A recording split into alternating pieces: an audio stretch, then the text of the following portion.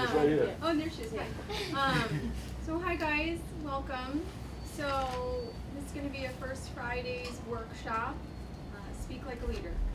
So the origins of this is from Simon Sinek. As you guys know, he's the third top 10x talk overall, and an amazing public speaker. And he trained some 10 people here at NextJump on his tips and techniques on how to speak like a leader. Included in that group was Lokia and Joylan.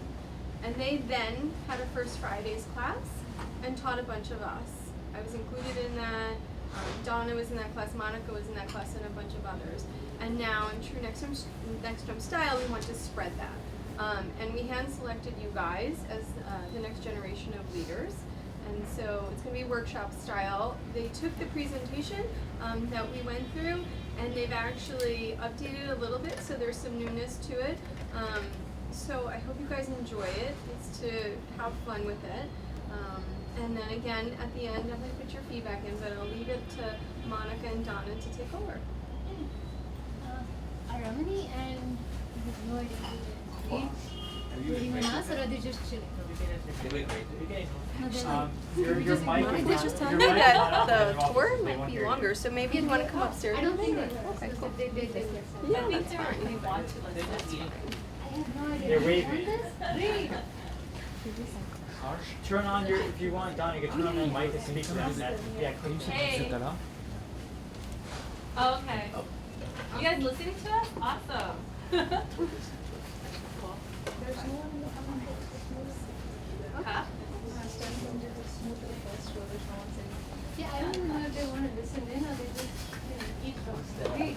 You want to be listening in on this? Okay.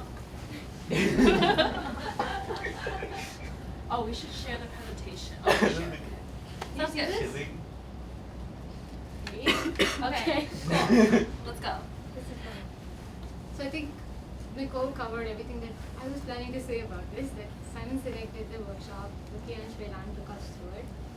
Me and Donna are going to take you guys through our version of it, or rather what was important or what we picked up from it that could be helpful to you guys too.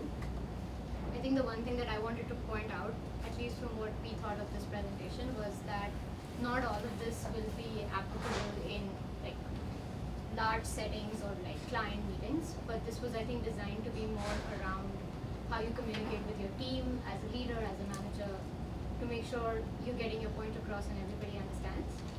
So some of this will still be applicable in larger settings, but just to know that it's going to be a balance of both things. We're going to share what we learned out of it.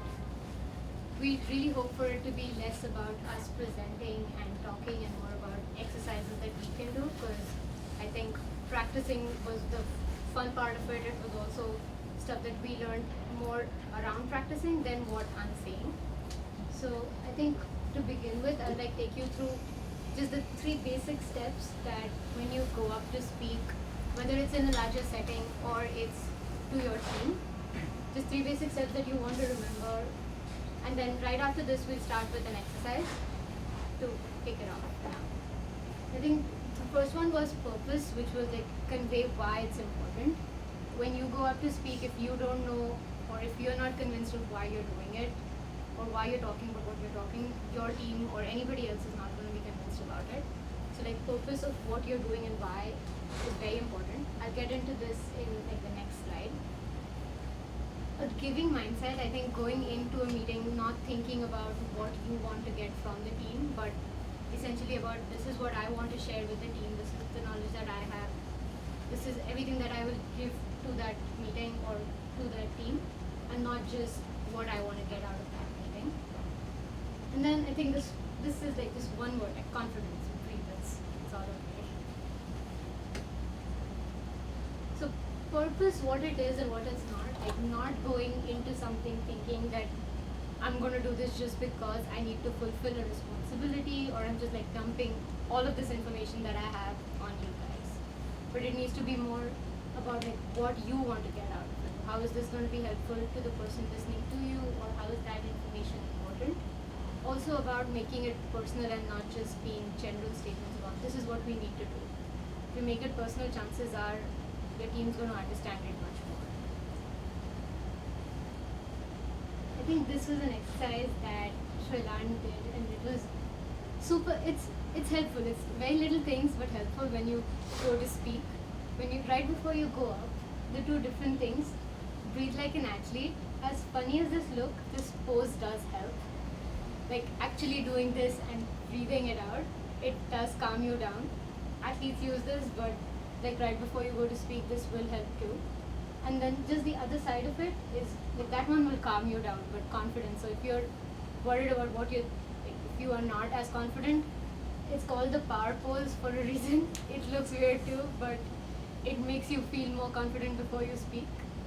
So like try these things out. We're going to start with an exercise before we get into any of this.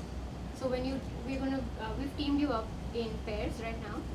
Ideally we were hoping that we've paired it up where you haven't worked a lot with each other. You'll have like 2 or 3 minutes just to talk to each other and get to know each other almost. Because then after that each of you is going to come up and present your partner. So like make sure you are just these quick things of like breathe when you come up to speak. Think about what's going to be important to the audience. If you have just 1 minute to present your partner, what's most important? What's going to be most important for the audience to know? We'll kick this off and then get into more details of it. I think the team, the partner. I mean, I think as they're sitting now, I think Vikram's Priya. Yeah. And then Klee, David, Anton, Harsh, and then Taha, you can Pair up with you. you can talk to me, I guess. What about me? Ramani, I'm sorry you don't know. Where did Reed go? Oh, he's still there. Don't try to hide. We're gonna find out all about you. So you two can pair up. And so the idea is we'll spend 1 minute with one person talking, the other person asking questions. Then you switch and do another minute. And then after that, we'll have you guys present on your partners. Cool? All right. Get on. I don't. Hi. So, what should I say? Like, what's the important?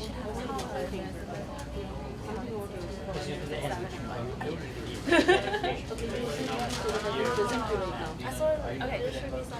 Yeah, I'll present about you. All right. So, where you're from? Okay, let me ask you. So, what do you think is the most important part? You moved around a lot. Like identity.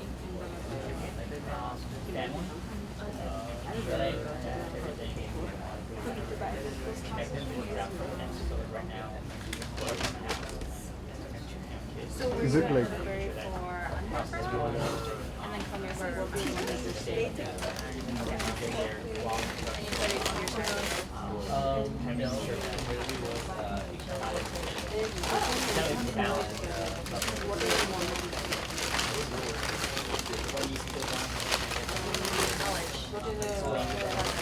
Or like what you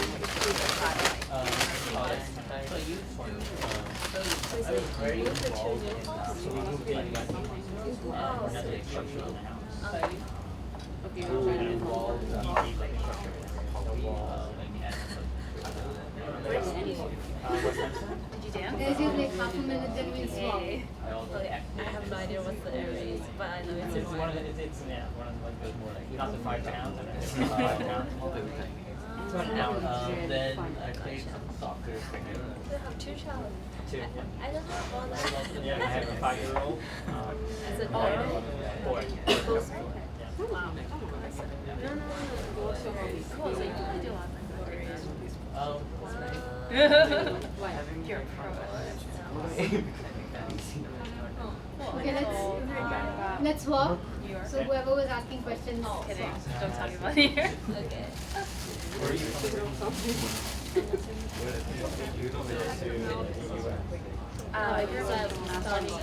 It's outside of Boston. Newton?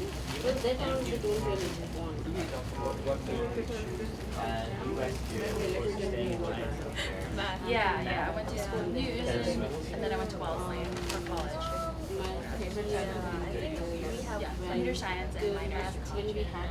You did this to us, remember?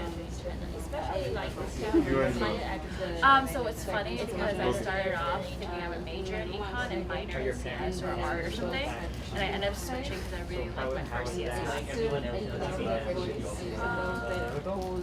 I think after what I did consulting, I think I just because I cannot see I wanted to do something a little bit math focused. Of course, I didn't actually want to do it math because I didn't do well on my math. 2011. What is You have 1 more minute, guys. your next I actually went to MIT to find them, so they went to MIT. favorite or scariest.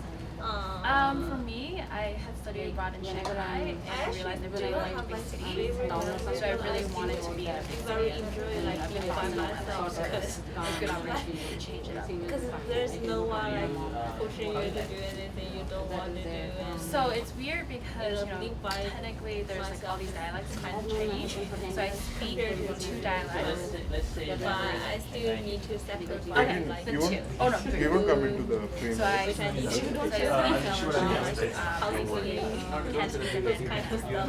and then I learned French for about Okay, guys, we're ready. Like, as soon as since this 6th grade, conversation's done. all through high school, and then 2 years. I almost studied abroad. Are you guys? I think I'm waiting on Donna and Tala to get done. Yeah. Yeah, I think in the sense of time we should probably. Okay, sounds good. I think I have what I need. Any volunteers to come up and present your partner? Somebody's gonna have to volunteer, other than Donna. You can't volunteer. She's the one presenting. Come on. Anybody else?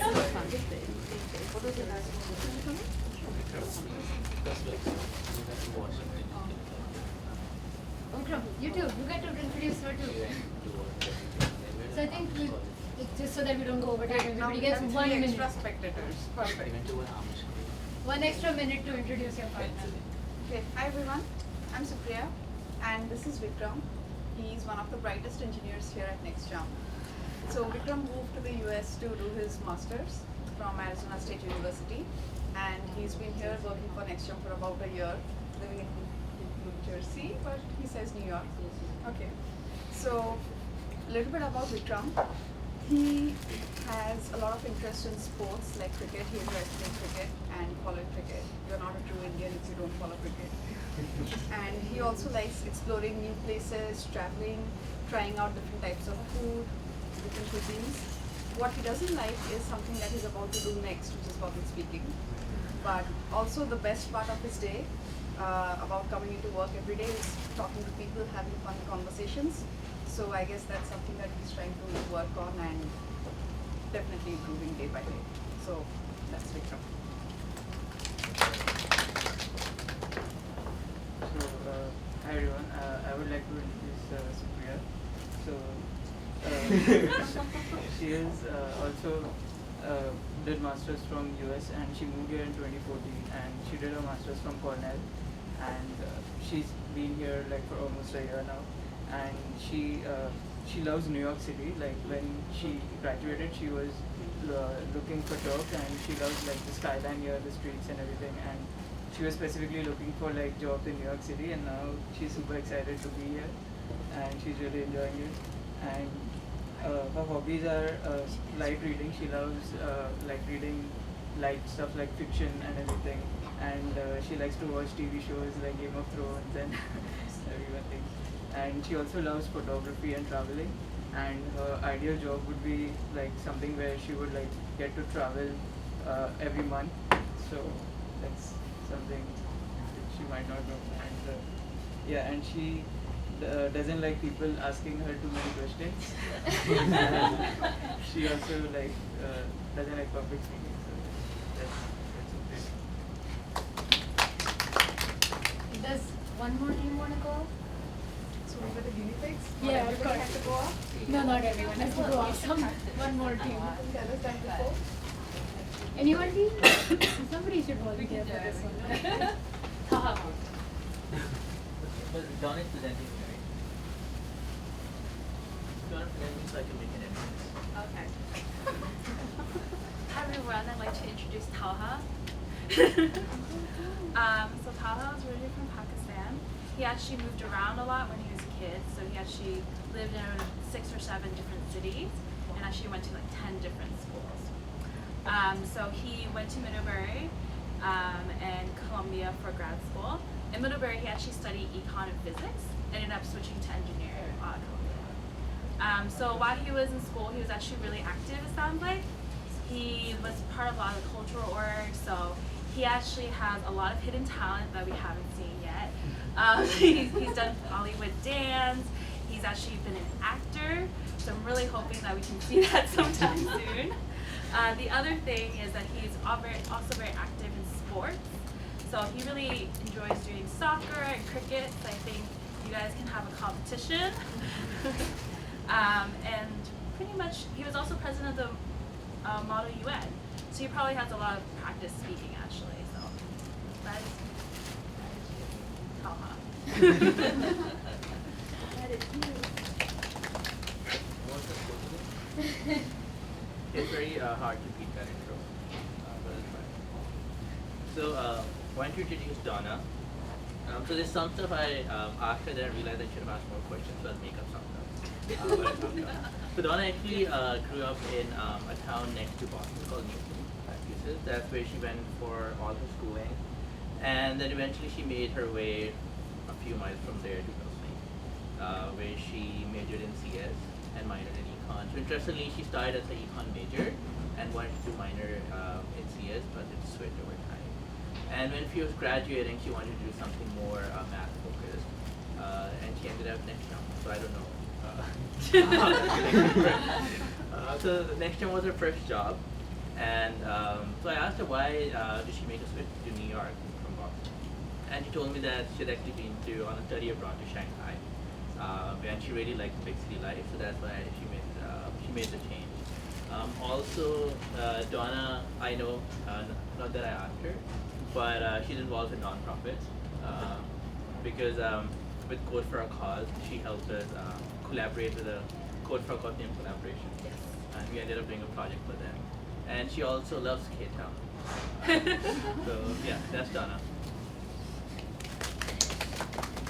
Awesome. So from here, we're going to go over more techniques on kind of how to present more. And then we'll also have opportunities for you to practice. So people who didn't speak, you'll have a chance. You will, right? You will definitely have a chance. So the next thing really is about taking your stage. There's multiple things we want to cover within it, and so we'll just go through each one, and this is like a recap of all of that. So the first thing is really to own the time and own the space, and what we mean by that is that when you're up here, remember you're kind of the presenter, you can control how much time you are taking to speak. You can do pausing. You can strategically, or even in the beginning before you start if you're nervous. So definitely take that opportunity, get yourself settled down, and then start presenting. Second thing is really making eye contact. So I know a big habit you can often have is when you're presenting from a sheet of paper, you're kind of reading off it. But what's really important is that you actually know your material. So take this opportunity to engage with your audience. So we do that by making eye contact. And what you can do is you can find your allies, really. Find the people who you know are supporting you. They might be nodding, they might be smiling at you, whatever it is, find those people and continue engaging with them because it helps you presenting overall. The other two things is really first is painting the corners, and what that means is that when you're presenting, you shouldn't be only looking at one side or only in the back. You should be trying to switch your gaze every so often between the different corners of the room. And lastly, you really want to make sure you complete your thought before moving on to the next person. What that means is, like, if you are making eye contact with someone, like I am making eye contact with Supriya, I should complete my thought, and then once I do that, I can move on to the next person and connect with them. And that way it doesn't feel like it's disconnected or anything like that. Second and third thing is around, or third and fourth rather, is around like painting a picture and really making things personal. Really, when you're able to make things personal, you can give a lot more details and be really specific about what you're talking about. And really what that does is, it paints a picture, it makes things more real to your audience. So when we're saying specific things, we want to talk about like describe the setting, describe the time, describe all the different senses. If you're doing more of a storytelling, that way people can understand what you're talking about. So that's, and you don't really want to necessarily do things really into data, like, oh, here are the statistics, because while statistics are really useful, and when you're trying to do more storytelling, you want to be actually very, very specific and very personal. So the next exercise we have for you is to do a buzz exercise. What we've done is we have a slide from previous buzz. We'll give you all a minute to take a look at it, and then we'll just have you guys practice presenting it, doing it with your own spin. We like you to incorporate the things we just talked about. I think one thing we want to mention is that we might quickly interrupt you, not as to be rude or anything, but to comment on something that you could maybe improve on for the next round. So just keep that in mind. We'll try to interrupt as politely as possible. Alright, so this is the buzz exercise. So take a quick few seconds, take a look at it, and then we'd love to know if someone wants to volunteer to come up.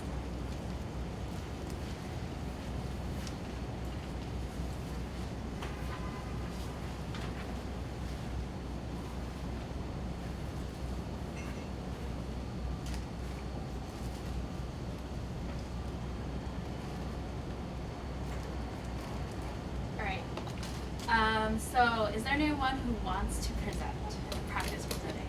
First. Shrilan says how You can everybody's gonna have to come up with something. Yeah, No everyone's point gonna of- present. This is everyone gets to present, so. Yes. Yeah, whichever, you don't have you to. keep reading if you want a little bit to get a sense of it. And then remember all the tips we mentioned, so remember you can take your time, so just start when you're ready. Can you see this? You can just use that. Okay, hi everyone. So we'll explain the bus slide to you guys. So this week we are transitioning 210 companies to Books at Work. We already have 10 companies that already are on Books at Work, and that's 965,000 users, and now we're going to go to 1.7 for. One quick thing.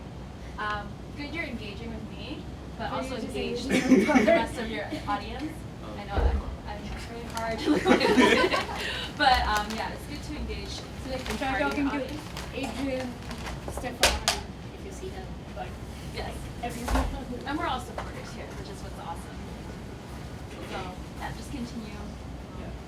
So as we have already moved 10 companies to Books at Work, and now we're in the transition of moving 210 companies. That includes 1.74 million users, and over the next few weeks we're going to move the other organizations. So the high priority organizations is going to happen now with on the 16th, and that's about 10 companies. And we also have also like Time Warner Cable, T-Mobile, and Thomson Reuters. So that's great, and that's happening. So I think once we're done. I know it's like right now it's harder because you're trying to read it and talk at the same time. So if you want, like, just pick one point, but then make sure if you pick one person, like complete that whole thought with that person. As in right now, because you're trying to look at everyone, it is like saying one sentence across everything. I know it's hard. So if you want, you can try one more time. Just like you can either do it over again or pick any other point to talk about. Or from like around so as we already have 10 companies who have moved Books at Work, now we're moving the other organization system, which is about 210 companies, and these include companies like Time Warner Cable, T-Mobile, and Thomson Reuters. So that's something great that happened. Yeah. Yay! One more person One will more try person this. to practice. Wait. Why are you even asking her to talk to that? Shrilan, we should. Please come on up. Since Shrilan volunteered.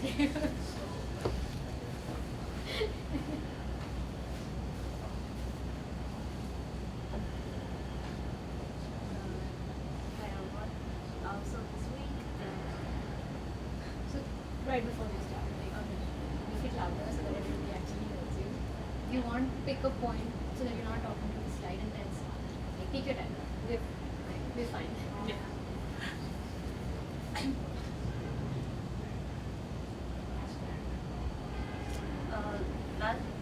Last week we have finished the run zero dry run and moved about 30K users from the cover perks to Perks at Work website, and this week we will start our run one and to move about 210 companies to Perks at Work.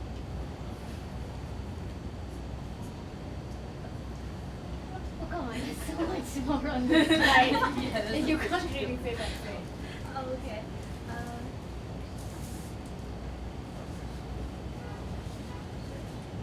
Add up to the run there with You can like, redo what he did. It doesn't have to be anything. Like redo the slide as if you're doing it for the first time. So if you were presenting this in real buzz, like introduce yourself, take your time, tell everyone what you're talking about. Okay, so this is the Perks at Work bus.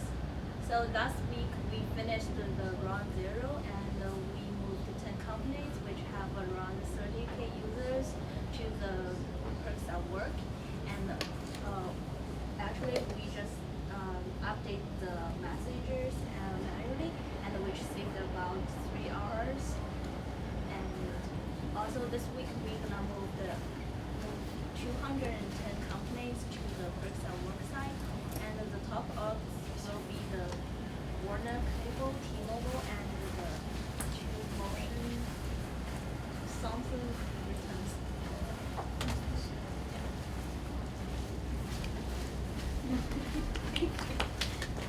What happened? I was right in front of the camera. Sorry. I was blocking you. Anyways, awesome. Oh, actually, I have to go back up there. Turned it. Okay, awesome. Thank you both for presenting. I think you can definitely see how you guys are improving a lot as you practiced over and over again. And obviously, these things, like, there's a lot of things to think about when you're trying to present. You're not only presenting content, but how you're presenting. The whole point is just to keep practicing, and as the time goes on, it'll become more natural. So the other thing we wanted to talk about is how you can use your voice and body to present a little bit better. So what that means is you can use different aspects of your voice and your body to present like with more confidence. For example, you can use your tempo. Like one thing that happens a lot of times is when you're nervous is you can often speak a lot faster. You keep going on and on and on. It happens to everyone. The whole point is take your time again. Remember, breathe deeply.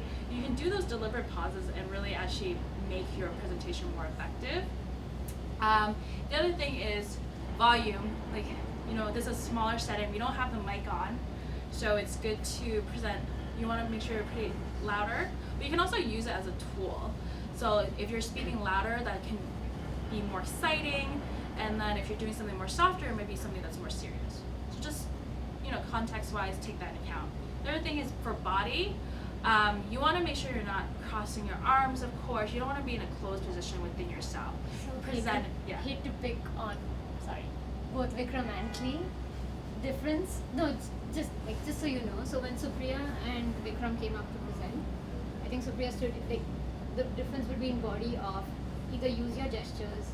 When you stand like this, like right away it shows that you're closing off, either because you don't want to be here or because it makes you nervous. And I think this is like a very safe position. This is very safe because you feel so much better. Even this. So even if you're using the podium or not, using your gestures or not closing off really helps. It shows confidence. So even if, so just, I think everybody saw when Supriya or Vikram, you guys went together, I'm sorry. When you guys went one after the other, I'm using you guys as an example because theirs was not too different. Both of them, when they were speaking, they used their body language while talking. I think Vikram, because you're uncomfortable speaking in public, you instantly like whatever makes you feel better. Like this makes you feel better. Always does. So as hard as it is, using your gestures or just having open body language really makes a difference in showing confidence. It's just a practice thing. Like whenever you're presenting, just like be in a stronger pose, and I think it's something that will happen more naturally. The other thing is when you're with fast and slow movements, you don't want to be like, if you are doing movements, you want to be like this. It's very distracting and not helpful at all. People are just like, what's happening? I don't understand, right? So you want to make sure your movements are slow and helpful. The other thing is big and small gestures. Oh, hi, Anita. Hi. Go, Monika and Donna. This one's You should come present in a little bit. But as far as big and small gestures, you want to make actually your gestures bigger, because really when someone's looking at you from far away, things don't seem as big as you think they are. It's a lot like dance actually, where you want to make your movements much bigger than you think that they need to be. So just keep all of those things in mind. It seems weird when you do it, but to the other person it feels just fine. Yeah, exactly.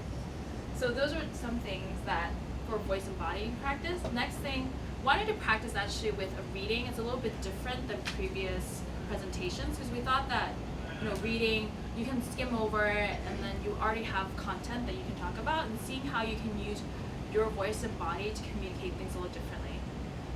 So we have a really interesting article. sorry, I pulled a really random article, so it's about cats. I heard they're cat lovers here, so so whoever wants to present. No, I think Kanchan and DJ will. Oh, that's true. Right?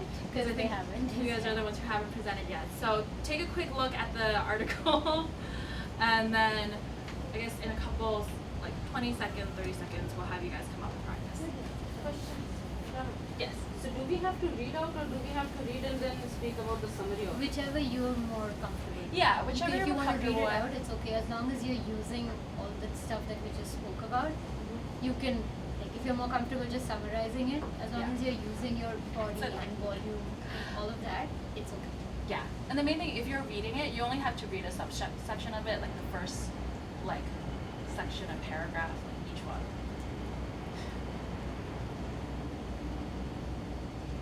To learn more about cats. Find something about dogs.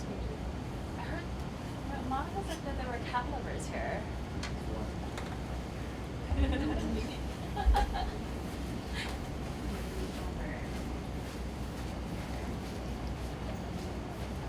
Alright.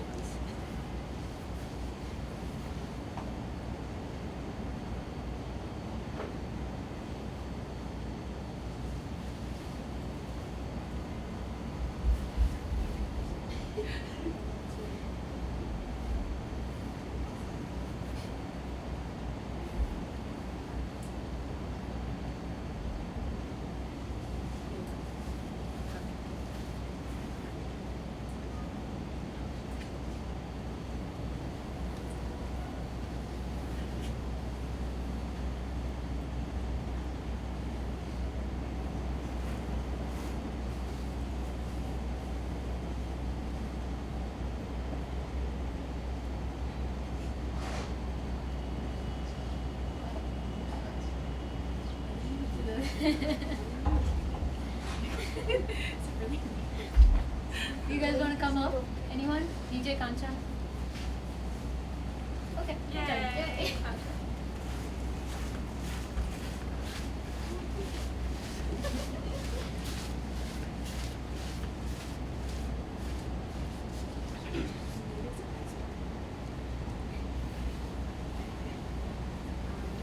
Hi everyone. So we will talk a bit about if our cat. We will learn some science to see if our cat really is affectionate towards us or not. So based on a study that I have here right now, cats, as their owners will know, are pretty mysterious creatures. We adore them. We love looking at pictures and GIFs of them. But we also suspect secretly that they want to kill us. Now that we know the signs that mean a dog loves you, cat lovers will inevitably be wondering how their beloved pet feels about them. with the help of cat behavior expert Anita Kelsey, we sought to find the answer to the question we all ask.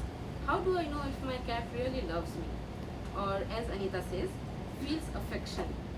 Because love is a human emotion we put on to our pets. Cats will be affectionate when they feel comfortable and relaxed around you, she says. But anyway, here are 6 signs your cat really loves you in their unique way.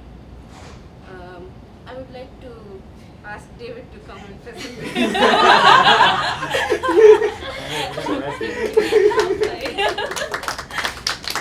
Sorry, David. Our next cat expert, David.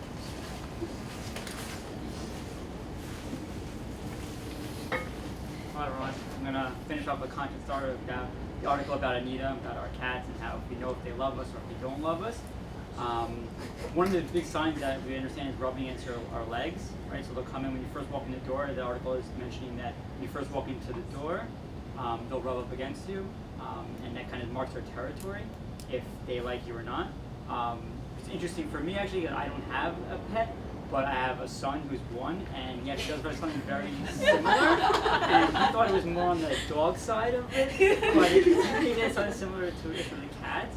So if you do have pets, maybe by him running up, Nita says that it's rubbing up against you to mark his scent on you, showing that there's affection to you. And the positive side is that the other way for them to mark their scent is to pee on you. So if he's rubbing against you and not peeing on you, you might be in a better situation. The second sign is purring. So what Anita says here is it's usually a sign of one happy cat. This is usually connected to a happy, relaxed cat, she says, although purring can also be connected to pain. It can be a form of self-soothing during stressful moments, such as during a pet visit. Your cat is basically trying to block out their sounds with its own vibration to calm itself down. So these are 2 of the 6 signs. So right now we're only discussing these 2 because we have a short time today.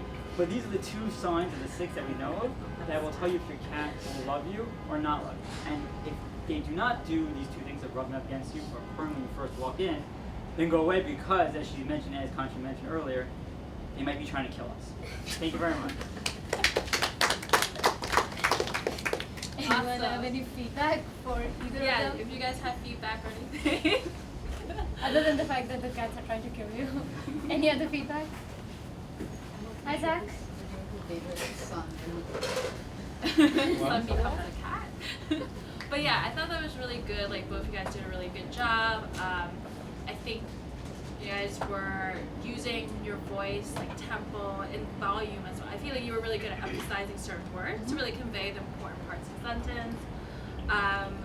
The only thing maybe is like speed, I think. Yeah, I think both of you started off with started off, but then I think as you went on, the speed was okay too. Yeah. But as you got more comfortable starting to speak, your speed got okay, which is I think something everyone does. Yes. Like when we start talking, we go on and just like, oh, okay, let's take a step back. So slowing down would usually help, and like it also gives people time to process what you're saying, as against you just getting it all out. Yeah. But really good job, guys. Alright, so we're going to open this up to practice. So what we did is we made a list of a few questions. Oh wait. Which are not here, right? Which are not here. Before. Okay. But the questions were, first, there was only 3 of them. It was, tell us about your last vacation, tell us about your favorite movie, and then tell us about one of your hobbies. So those are the questions you can. I think a quick recap, just like before you do come up and speak, to remember is like the few things of speed, tone and volume, breathe, just the confident poses when you're coming to talk, making sure what you're saying is not just important to you but is also actually important to the person. Like, it should mean something to us when we're listening to it. And did I miss anything? These parts of like making eye contact and talking to the entire team sitting here. Unfortunately, for painting the picture, this is all we have. So if you're painting a picture, this is it. But like, make sure to remember all of these when you do come up to speak. Volunteers? you wanna go? Zach. Saxon.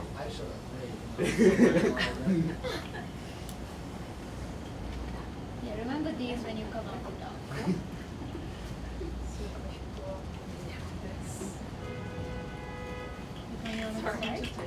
We have time, so we have 15 minutes. So I think if it's just 1 minute, everyone will be able to go up. What are we doing? You're So- speaking 1 minute about either your last either, right? vacation. Yeah. All the I can go first if you want to go on. vacation, hobby, Vacation, one of your hobbies, Movie. and your favorite movie. Anything. Go for it.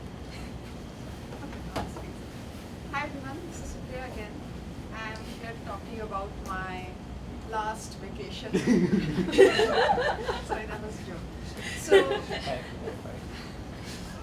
I can't exactly remember what my last vacation was. It was so long ago.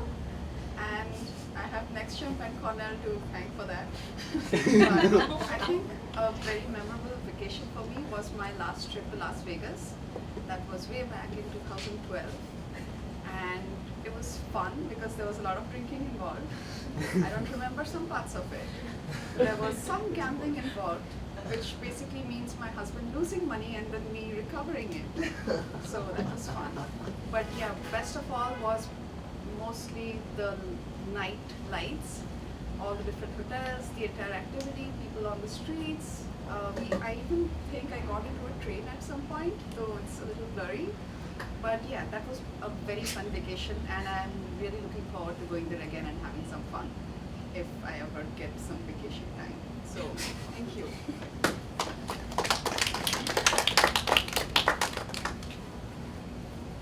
Anyone? Anita. Anita, go back. Nah, bro, no longer next jumper.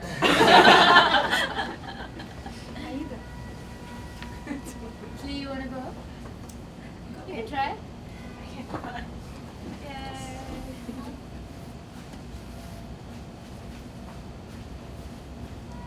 Also, you were asking for feedback. When you get nervous, you do this. I do this. Yeah. The moment you I raise would up your do face, this. it's like.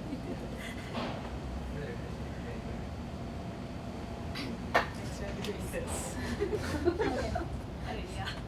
Hi everyone. So this is Klee, and my last vacation is about several months ago. It's February. So I went to Israel with my church, which is a very cool trip because I was waiting for that for half years. And so so I spent 2 weeks there.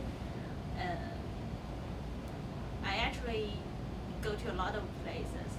Basically, I'm working for 8 hours every day, and because there are a lot of places which in Israel is related to Bible, so that's why I'm very interested to see those places.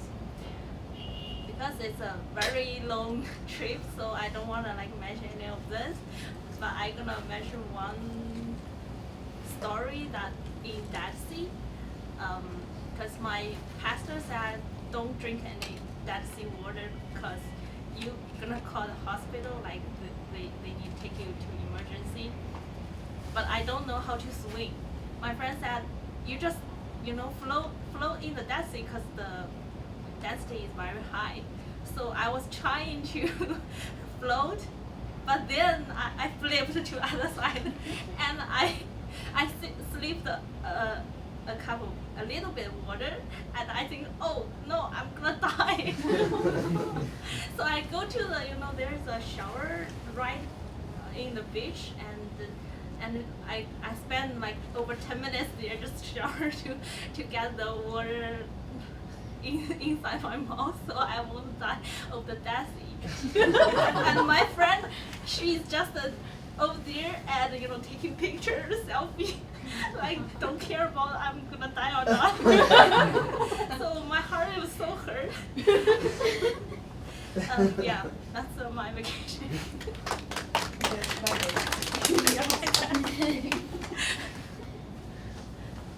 Anyone else want to come up? We have another 7 or 8 minutes. Kanchan. Okay.